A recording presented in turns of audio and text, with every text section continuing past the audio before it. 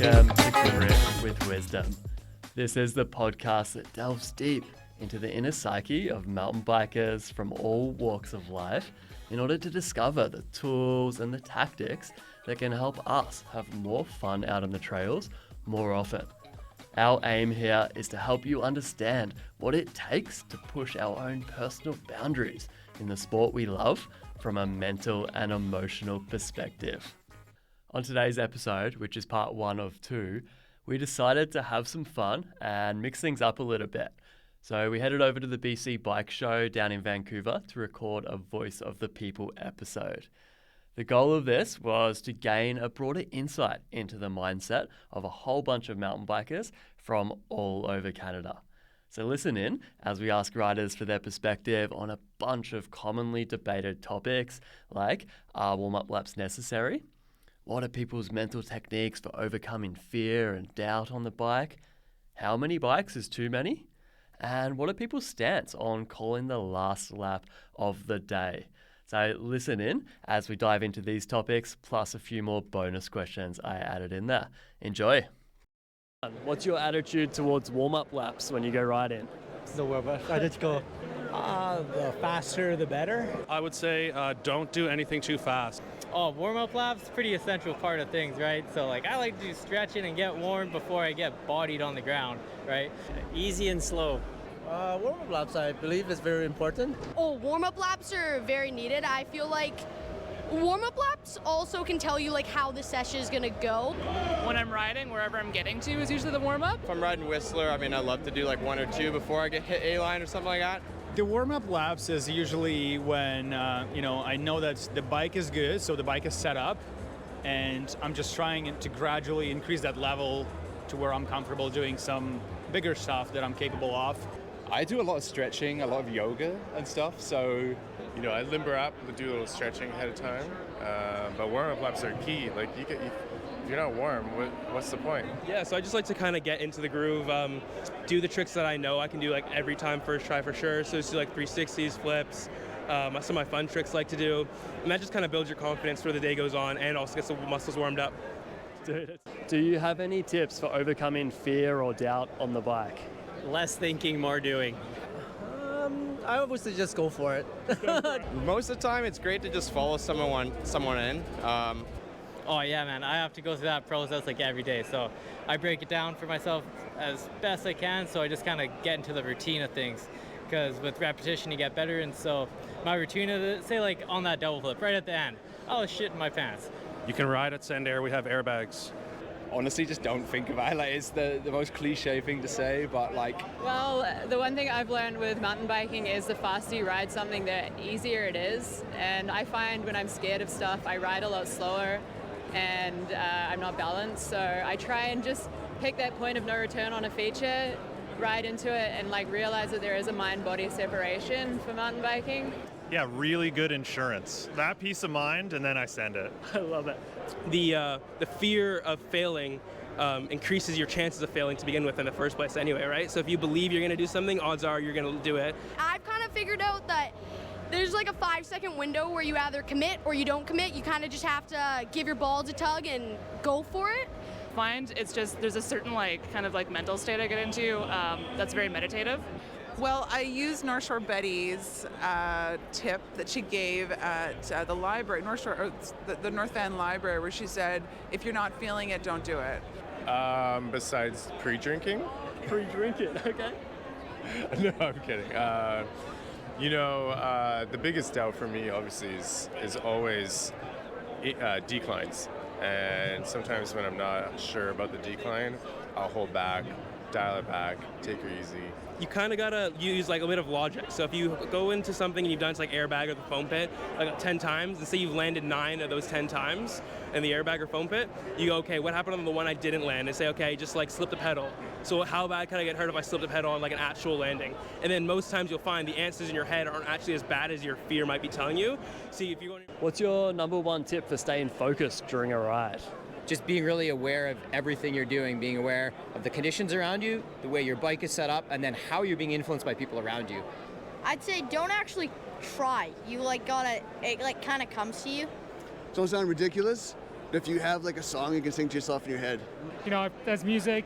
You know, I got some retro tunes. I've been listening to Nirvana recently. I love it. Yeah. Yeah, some good tunes to keep the energy up. Yeah. Well, you just practice quite a lot. You just like ride everywhere, so like, you're sort of getting used to it with your muscle memory. Staying focused. It's a lot of water. I guess breathing. Really trying to be intentional about like why I'm doing it. Listen to music and you can block everything out. Some Pink Floyd always keeps you relaxed. It's easy to send. You just gotta love what you do. Like, you have to enjoy biking. You don't have to push your limits and you don't have to race for some, I don't know, medals and stuff. Think about two things that you're focusing on. There's one ride. Just having a good sleep, just being well rested before riding, I think is very important, you know. Yeah, man, I love it. That's some wisdom right there. What's your stance on calling the last lap? Goofy, for sure. When you're out there riding with your buddies, do you ever call the last lap? No. We never call last lap. Always second last lap. That one more run always gets you, so I always say 2 more runs. Second last lap, skip the last, because you never want to get hurt on the last lap. Knowing in your head that it's probably going to be the last one. Okay, yeah, so you kind of know it internally, but you won't voice it. You're not, yeah, it's superstition, right? Yeah, Like, it's totally. You're not supposed to call it. Never say it. 2 more, skip the last. Last lap of the day?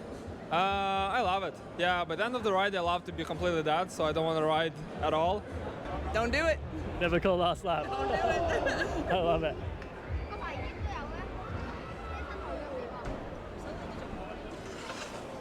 Do you have any riding mottos or mantras? Ride more, work less. I like that one. Don't look at the tree if you don't want to hit it. The next lap is the best lap. If you don't feel it, go home. I just say pull back and pray. Not really, no. Send it. Yeah, don't think, just go, and it works. It's always smarter to walk the feature before you just hit it. There's no more. How important for you is positive self-talk when you're out there on a ride of your own? I think positive self-talk is super important. I always tell myself slow is smooth and smooth is fast. It's all about positivity. Yeah, I think what they say, like mentality is everything, right? Like it's the key to everything. So without your mind, like your body's kind of useless, right? So if you tell yourself you are or you can do something, your body's gonna like do it for you. Yeah, it's very important, yeah. Yeah, just to stay positive and to picture a lot of the tricks you're doing. I'll pretty much always say, like, you can do it to myself. Oh, I think that's like the most important part of progression. Positive, like you need a lot of positive self-talk. Yeah. Oh man, that's 200%. Oh yeah, very important. I struggle with that a lot. I'm very much of a pessimist and a negative thought kind of person. So it's something I'm constantly trying to do and amp myself up and like be okay with failure and be okay with like not beating that goal every single time. I don't really do that. I just go. Oh, I talk to myself all the time. Just having a positive mindset that you're here to have fun is what's gonna get you places. If you're not having fun, you're not riding. I think it's pretty important. Like, I feel like when you ride in a group, that is like really boosted because you're like so many people and everyone's hype. But when I'm riding alone, it's not. Like, I'm not very good at hyping myself up. So I feel like it's pretty important and I should totally do it more. Extremely positive, keeps your hands off the brakes and you just keep encouraging yourself to keep going. Totally. What's your favorite post-ride beer preference? Probably my favorite is one of the Backcountry Brewing IPAs. Oh, that's a good one. There's a new Pilsner out from Hoyne that I find delicious, so. I gotta say it's actually a cider. Which one? The Okanagan cider. So I've been really into like good pale ales. I don't drink. Coffee? I drink coffee, but yeah, no, I like to drink water. Got a bonus question. Okay. When it comes to bike ownership, how many bikes is too many? So I'm going to say three's good, or maybe four. I think 7 is a good number, right? 1 for each day. I love it, man. Great answer. Never. N+1. All the time. Yeah. There is no such term as too many. There is never too many bikes. I'd say for one person, like 4 bikes. Or no, like 7. 7 bikes. That's a better number. Man, thanks so much. There's never too many. It's never too many. Never too many. There's never too many. Maybe like 10.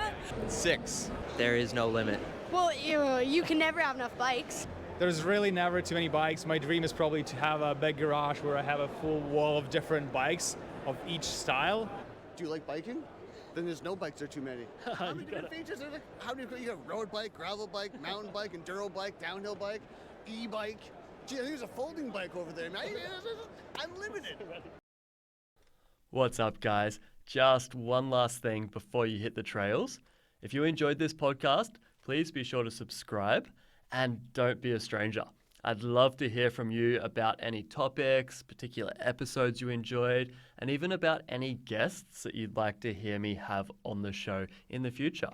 You can find me on Instagram at _mind_mountain. This podcast, mountain biking, and mindset are all things that are very, very close to my heart. So I feel super grateful to be able to share these conversations with you. Much love to you all for taking the time to listen. See you next time.